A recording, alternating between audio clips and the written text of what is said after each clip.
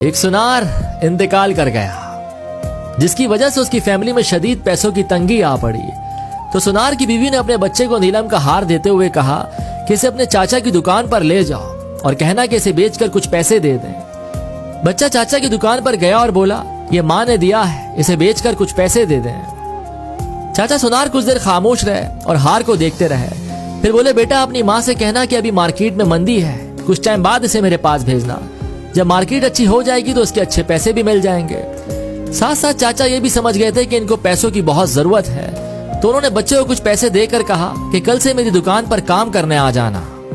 बच्चा अगले दिन से काम पर आ गया और चाचा की दुकान पर हीरे जवाहरात की परख का काम सीखने लगा। कुछ टाइम बाद जब वो अपने काम में माहिर हो गया तो दूर दूर से लोग उससे हीरे जवाहरात की परख कराने आने लगे। तो एक दिन चाचा उस लड़के से बोले, अभी मार्केट अच्छी है तो अपनी माँ से वो नीलम का हार ले आओ।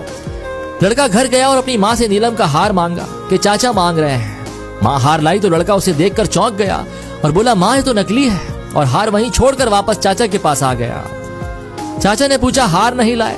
तो कहने लगा, वो तो नकली है, लेकिन आपने मुझे उस वक्त क्यों नहीं बताया जब मैं पहली दफा उसे आपके पास लेकर आया था?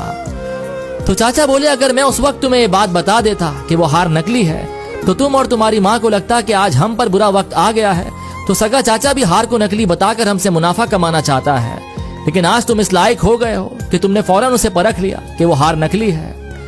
अक्सर हम गलत फहमियों का शिकार होकर अपने ही करीबी रिश्तों से दूरी बना लेते हैं या उन्हें खो बैठते हैं। तो अगर आपको इस सब से बचना है तो हर बार हमेशा सच्चाई को ही परखना है।